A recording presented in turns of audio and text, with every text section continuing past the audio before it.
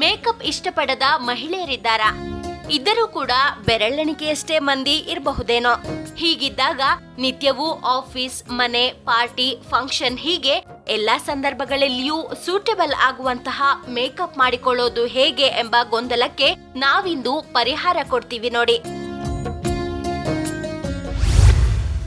ಇವತ್ತಿನ ದಿವಸ ನಾನು ನಿಮಗೆ ನಾವು ಯಾವುದೇ ಫಂಕ್ಷನ್ಗಳಿಗೂ ಹೋದ್ರು, ಅಂದರೆ ಕಾಲೇಜ್ ಫಂಕ್ಷನ್ ಆಗಿರಬಹುದು, ನಮ್ಮ ಮನೆ ಫಂಕ್ಷನ್ಗಳಾಗಿರಬಹುದು, ಯಾವುದೇ ಮದುವೆ ಆಗಿರಬಹುದು, ಈ ರೀತಿ ಯಾವುದಾದ್ರೂ ಶುಭ ಸಮಾರಂಭಗಳಿಗೆ ಹೋಗುವಾಗ ಮೇಕಪ್ ಮಾಡಿಕೊಂಡೇ ಹೋಗುವಂಥದ್ದು. ಎಲ್ಲ ಹೆಣ್ಮಕ್ಳು ಅಂದರೆ ವಯಸ್ಸಾಗಿರುವಂಥವ್ರಾಗಿರ್ಬೋದು, ಚಿಕ್ಕ ಹುಡುಗಿಯರಾಗಿರ್ಬೋದು, ಕಾಲೇಜ್ ಹುಡುಗಿಯರಾಗಿರ್ಬೋದು, ಎಲ್ಲರಿಗೂ ಮೇಕಪ್ ಅನ್ನೋದು ತುಂಬ ಇಂಪಾರ್ಟೆಂಟು. ನಾನಿವತ್ತು ನಿಮ್ಗೆ ಹೇಳ್ತಾ ಇರೋವಂಥ ವಿಷಯ ಕೂಡ ಫೌಂಡೇಶನ್ ಬಗ್ಗೆನೇ. ನೀವೀಗ ನೋಡ್ತಾ ಇರೋವಂಥದ್ದು ಅಂದರೆ ಎಲ್ಲರಿಗೂ ಗೊತ್ತಿರೋವಂತಹ ಲಿಕ್ವಿಡ್ ಫೌಂಡೇಶನ್ ಇದು ಸಾಮಾನ್ಯ ಎಲ್ಲರೂ ತೊಗೊಳ್ತೀವಿ, ನಮ್ಮ ಎಲ್ಲರ ಪಾಕೆಟಲ್ಲೂ ಇರೋವಂಥದ್ದು. ಇದನ್ನು ಯಾವಾಗ ಹಚ್ಕೊಂಡ್ರು ನಮ್ಗೇನು ಅನಿಸುತ್ತೆ, ಹಚ್ಕೊಂಡು ಸ್ವಲ್ಪ ಹೊತ್ತಿಗೆ ಬೂದಿ ಬೂದಿ ಆದಂಗಿದೆ, ಅಲ್ಲಲ್ಲೇ ಒಂದು ವೈಟ್ ಪ್ಯಾಚ್ ಥರ ಇದೆ ಅಂತ ಅನಿಸುತ್ತೆ. ಈ ಥರ ಲಿಕ್ವಿಡ್ ಫೌಂಡೇಶನ್ನ ಅಂದರೆ ಇದನ್ನು ಮಿನರಲ್ ವಾಟರ್ನಲ್ಲಿ ರೆಡಿ ಮಾಡಿರ್ತಾರೆ. ಹಾಗಾಗಿ ಈ ರೀತಿಯಾದಂತಹ ಫೌಂಡೇಶನ್ನ ಯೂಸ್ ಮಾಡೋ ಮುಂಚೆ ನಾವು ಯಾವುದಾದ್ರೂ ಒಂದು ಮಾಯಿಶ್ಚರೈಸರ್ನ ಯೂಸ್ ಮಾಡಬೇಕು.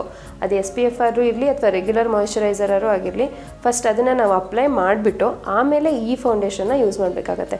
ಇದನ್ನು ಹೇಗೆ ಮಾಡಬೇಕು ಅಂತಂದರೆ, ಒಂದು ಡ್ರಾಪಷ್ಟು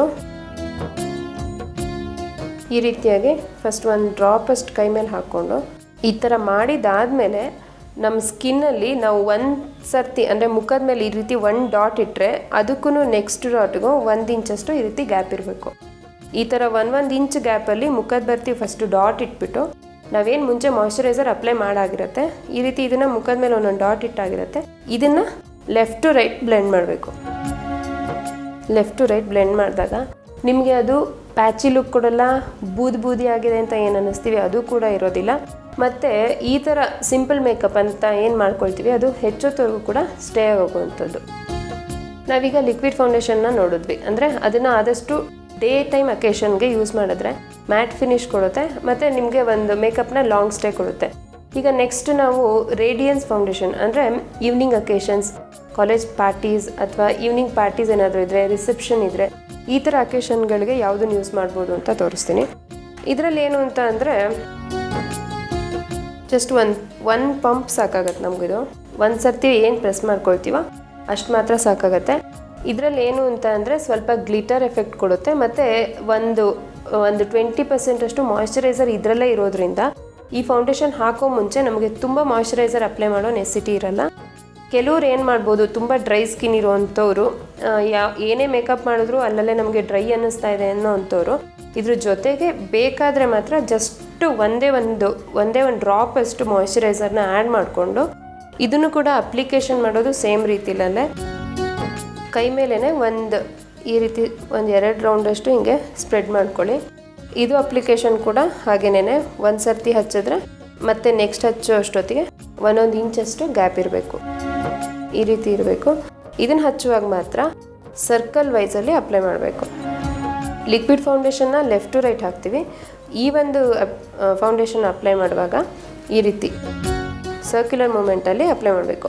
ಇಡೀ ಫೇಸಲ್ಲೂ ನೀವು ಇದೇ ರೀತಿನಲ್ಲೇ ಅಪ್ಲೈ ಮಾಡಬೇಕಾಗತ್ತೆ. ಈ ರೇಡಿಯನ್ಸ್ ಫೌಂಡೇಶನ್ ಏನಿದೆ ಇದನ್ನು ಹಚ್ಕೊಂಡಾದಮೇಲೆ ಆದಷ್ಟು ಯಾವುದೇ ರೀತಿಯಾದಂತಹ ಕಾಂಪ್ಯಾಕ್ಟ್ ಪೌಡರ್ಸ್ ಅಂದರೆ ಮ್ಯಾಟ್ ಫಿನಿಶ್ ಇರುವಂತಹ ಕಾಂಪ್ಯಾಕ್ಟ್ ಪೌಡರ್ ಏನಿದೆ ಅದನ್ನು ಅಪ್ಲೈ ಮಾಡಬೇಡಿ.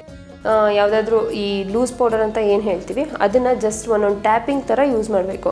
ಯಾಕಂದರೆ ಇದರಲ್ಲಿ ಆಲ್ರೆಡಿ ಗ್ಲಿಟರ್ಸ್ ಇರೋದ್ರಿಂದ ನೀವು ಮ್ಯಾಟ್ ಫಿನಿಶ್ ಇರೋದು ಯೂಸ್ ಮಾಡಿದ್ರೆ ಅದಕ್ಕೂ ಇದಕ್ಕೂ ಮಿಸ್ ಮ್ಯಾಚ್ ಆಗುತ್ತೆ ಮತ್ತು ಕಾಂಬಿನೇಷನ್ ಕೂಡ ಸರಿಯಾಗಿ ಹೊಂದೋದಿಲ್ಲ. ನಾನು ಇವಾಗ ತೋರಿಸ್ತಾ ಇರುವಂಥ ಫೌಂಡೇಶನ್ ಹೇಗೆ ಅಂದರೆ ಇದು ಲಿಕ್ವಿಡ್ ರೀತಿನಲ್ಲೇ ಇರುತ್ತೆ, ಆದರೆ ಇದನ್ನು ಜೆಲ್ ಫಾರ್ಮಲ್ಲಿ ರೆಡಿ ಮಾಡಿರ್ತಾರೆ. ಇದು ಕನ್ಸಿಲರ್ ಆಗಿ ಕೆಲಸ ಮಾಡುತ್ತೆ, ಫೌಂಡೇಶನ್ ಆಗಿ ಕೆಲಸ ಮಾಡುತ್ತೆ. ಅಷ್ಟೇ ಅಲ್ಲದೆ ಸೆಲ್ಫ್ ಯೂಸ್ ಕೂಡ ಮಾಡ್ಬೋದು ಮತ್ತು ಪ್ರೊಫೆಷ್ನಲ್ ಯೂಸ್ ಕೂಡ ಆಗುತ್ತೆ. ಪ್ರೊಫೆಷ್ನಲ್ ಯೂಸ್ ಅಂದರೆ ಬ್ಯೂಟಿ ಎಕ್ಸ್ಪರ್ಟ್ಸ್ ಕೂಡ ಇದನ್ನು ಯೂಸ್ ಮಾಡ್ಕೊಳ್ಬಹುದು. ಇದನ್ನು ಕೂಡ ನಾವು 1 ಡ್ರಾಪಷ್ಟು ಹಾಕ್ಕೊಂಡ್ರೆ ಸಾಕಾಗತ್ತೆ. ಇದನ್ನು ಮುಂಚೆನೇ ಈ ರೀತಿ ಕೈ ಮೇಲೆ ಹಾಕ್ಕೊಂಬಿಡಿ. ಇದ್ರ ಅಪ್ಲಿಕೇಶನ್ಗೆ ಆದಷ್ಟು ಬ್ರಷ್ ಯೂಸ್ ಮಾಡಿದ್ರೆ ಆ ಫಿನಿಶಿಂಗ್ ತುಂಬ ಫೈನಾಗಿ ಬರುತ್ತೆ. ನಾವು ಕೈಯಲ್ಲಿ ಏನು ರೆಗ್ಯುಲರ್ ಫೌಂಡೇಶನ್ ಹಚ್ಕೊಳ್ತೀವೋ ಆ ರೀತಿ ಹಚ್ಚದೆ ಇದನ್ನು ಬ್ರಷಲ್ಲಿ ಹಚ್ಚೋದ್ರಿಂದ ಒಂದು ಪಕ್ಕಾ ಪ್ರೊಫೆಷ್ನಲ್ ಲುಕ್ ಕೂಡ ಬರುತ್ತೆ. ಅದರಿಂದನೇ ಇದನ್ನು ಸೆಲ್ಫ್ ಯೂಸು ಮಾಡ್ಬೋದು, ಪ್ರೊಫೆಷ್ನಲ್ ಯೂಸ್ ಆಗಿ ಕೂಡ ಯೂಸ್ ಮಾಡ್ಬೋದು. ಇದು ಕೂಡ ಜಸ್ಟ್ ಬ್ರಷ್ ತುದಿನಲ್ಲಿ ಈ ರೀತಿ ತೊಗೊಂಬಿಟ್ಟು ತುಂಬ ಪಕ್ಕ ಇಡಬೇಕು. ಅಂದರೆ ಈಗ ನಾವು ಮುಖದ ಮೇಲೆ ಹಚ್ಚುವಾಗ ಈ ರೀತಿ ತುಂಬ ಪಕ್ಕದಲ್ಲೇ ಈ ರೀತಿ ಹಚ್ಕೊಂಡು ಹೋಗಬೇಕಾಗತ್ತೆ. ಯಾಕೆಂದರೆ ಮುಖದ ಮೇಲೆ ಏನಾದರೂ ಕಲೆಗಳಿರುವಂತಹ ಚಾನ್ಸಸ್ ಇರುತ್ತೆ. ಕೆಲವ್ರಿಗೆ ಏನು ಅಂಡರ್ ಐ ಡಾರ್ಕ್ ಸರ್ಕಲ್ ಅಂತ ಹೇಳ್ತೀವಿ, ಕೆಲವ್ರಿಗೆ ಮೊಡವೆಗಳ ಕಲೆ ಕೂಡ ಇರುತ್ತೆ. ಈ ರೀತಿ ಇರೋದ್ರಿಂದ ಈ ರೀತಿ ಹಚ್ಕೊಂಡು ಇದನ್ನು ಹೀಗೆ ಬ್ಲೆಂಡ್ ಮಾಡಬೇಕು ಸ್ಕಿನ್ಗೆ.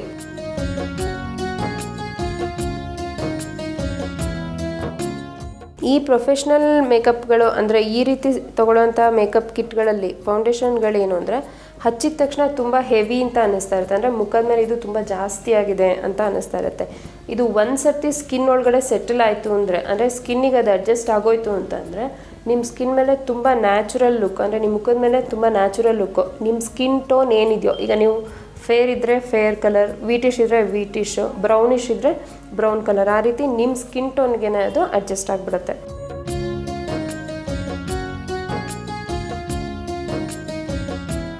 ನಾವು ಪ್ರೊಫೆಷ್ನಲ್ ರೇಂಜ್ ಅಂತ ಹೋಗೋದಾದರೆ ಆದಷ್ಟು ಕೇಕ್ ಫಾರ್ಮಲ್ಲಿರುವಂತಹ ಫೌಂಡೇಶನ್ಗಳನ್ನ ಸೆಲೆಕ್ಟ್ ಮಾಡ್ಕೊಳ್ತೀವಿ. ಯಾಕಂದರೆ ಒಂದು ಸರ್ತಿ ನಾವು ಅದನ್ನು ಹಚ್ಚಿದ ಮೇಲೆ ಅವ್ರಿಗದು ಒಂದು 8 hours ಸ್ಟೇ ಆಗಿರಬೇಕು. ನಾವು ಯಾರಿಗೆ ಅಪ್ಲೈ ಮಾಡ್ತೀವೋ ಆ ಮೇಕಪ್ಪು 8 hours ಸ್ಟೇ ಆಗಿರಬೇಕು. 8 hours ಮೇಕಪ್ ಸ್ಟೇ ಇರಬೇಕು ಅಂದರೆ ನಾವು ಹಾಕೋ ಫೌಂಡೇಶನ್ನೇ ತುಂಬ ಇಂಪಾರ್ಟೆಂಟ್ ಆಗಿರುತ್ತೆ. ಹಾಗಾಗಿ ಆದಷ್ಟು ನಾವು ಕೇಕ್ ಫೌಂಡೇಶನ್ನ ಜಾಸ್ತಿ ಪ್ರಿಫರ್ ಮಾಡ್ತೀವಿ. ಇದರಲ್ಲಿ ಹೇಗೆ ಅಂತಂದರೆ ಸ್ವಲ್ಪ ಹೈಯರ್ ಎಂಡ್ ತೊಗೊಂಡ್ರೆ ನಿಮಗೆ ಲಾಂಗ್ ಸ್ಟೇ ಕೊಡುತ್ತೆ ಮತ್ತು ಪ್ಯಾಚಿ ಲುಕ್ ಇರೋದಿಲ್ಲ. ಸ್ವಲ್ಪ ಕಮ್ಮಿ ಬಜೆಟಲ್ಲಿರುವಂತಹ ಫೌಂಡೇಶನ್ ನಾವು ಸೆಲೆಕ್ಟ್ ಮಾಡ್ಕೊಂಡಾಗ ಒಂದೊಂದು ಸರ್ತಿ ಸ್ಕಿನ್ನಲ್ಲಿ ಅಲರ್ಜಿ ಆಗುವಂತಹ ಚಾನ್ಸಸ್ ಇರುತ್ತೆ, ಕೆಲವೊಂದು ಸರ್ತಿ ಪ್ಯಾಚಿ ಲುಕ್ ಕೊಡುವಂತಹ ಚಾನ್ಸಸ್ ಇರುತ್ತೆ, ಮತ್ತು ಕೆಲವ್ರಿಗೆ ಎಲ್ಲ ರೀತಿ ಫೌಂಡೇಶನ್ಗಳು ಅಡ್ಜಸ್ಟ್ ಆಗದೆ ಕೂಡ ಇರಬಹುದು. ಹಾಗಾಗಿ ಆದಷ್ಟು ಸ್ವಲ್ಪ ಹೈಜಿನಿಕ್ ಆಗಿರುವಂತಹ ಬ್ರ್ಯಾಂಡ್ಗಳನ್ನ ನೀವು ಸೆಲೆಕ್ಟ್ ಮಾಡ್ಕೊಂಡಾಗ ಫೌಂಡೇಶನ್ ಒಳ್ಳೆ ರೀತಿಯಲ್ಲಿ ಕೆಲಸ ಮಾಡುತ್ತೆ. ಈ ರೀತಿ ಫೌಂಡೇಶನ್ನು ಸ್ಟಿಕ್ಕಲ್ಲಿ ಬರುತ್ತೆ ನಿಮಗೆ. ಇದು ಹೇಗೆ ಅಂತಂದರೆ ನಮ್ಗೆ ಅದು ಖಾಲಿ ಆದ ಹಾಗೂ ನಾವು ಈ ರೀತಿ ಮೂವ್ ಮಾಡ್ಕೊಳ್ಬಹುದು. ಇದು ಸ್ವಲ್ಪ ಈ ಡ್ಯಾನ್ಸರ್ಸ್ ಈ ರೀತಿ ಇರುವಂಥವ್ರು ಇದನ್ನು ಯೂಸ್ ಮಾಡ್ತಾರೆ. ಮತ್ತು ಕೇಕ್ ಫಾರ್ಮಲ್ಲಿ ಕೂಡ ಇದೇ ಫೌಂಡೇಶನ್ ಬರುತ್ತೆ. ಇದು ತುಂಬ ತಿಕ್ಕಾಗಿರುತ್ತೆ, ಲಿಕ್ವಿಡ್ ಫೌಂಡೇಶನ್ ಅಷ್ಟು ಈಸಿಯಾಗಿ ಅಪ್ಲೈ ಆಗೋದಿಲ್ಲ, ಇದು ಸ್ವಲ್ಪ ತಿಕ್ಕಾಗಿರುತ್ತೆ. ಮತ್ತು ಈ ಥರ ಫೌಂಡೇಶನ್ ಕೇಕ್ ಫೌಂಡೇಶನ್ಗಳು ಏನು ಬರುತ್ತೆ ಇದು ನಿಮ್ಮ ಕಾಂಪ್ಲೆಕ್ಷನ್ಗೆ ಸೂಟ್ ಆಗೋ ರೀತಿಯಲ್ಲಿ, ಯಾಕಂದರೆ ಎಲ್ಲರೂ ಒಂದೇ ಕಲರ್ ಇರೋದಿಲ್ಲ. ಸೊ ಅವ್ರು ಎಲ್ಲರ ಕಾಂಪ್ಲೆಕ್ಷನ್ಗೂ ಸೂಟ್ ಆಗೋ ರೀತಿಯಲ್ಲಿ ಈ ಒಂದು ಪ್ರೊಫೆಷ್ನಲ್ ಕಿಟ್ ಅಂತ ಬರುತ್ತೆ. ಇದರಲ್ಲಿ ನಿಮ್ಮ ಸ್ಕಿನ್ ಕಲರ್ ಏನಿದೆ, ನಿಮ್ಮ ಸ್ಕಿನ್ ಟೋನ್ ಏನಿದೆ ಅದಕ್ಕೆ ಸೂಟ್ ಆಗೋ ರೀತಿಯಲ್ಲಿ ಫೌಂಡೇಶನ್ನ ರೆಡಿ ಮಾಡಿರ್ತಾರೆ. ಇದು ಫೌಂಡೇಶನ್ ವಿತ್ ಕನ್ಸೀಲರ್ ಆಗಿರೋದ್ರಿಂದ ಎರಡೂ ಪರ್ಪಸ್ ಸರ್ವೈವ್ ಆಗೋ ರೀತಿಯಲ್ಲಿ ನಾವು ಯೂಸ್ ಮಾಡ್ಕೋಬೋದು.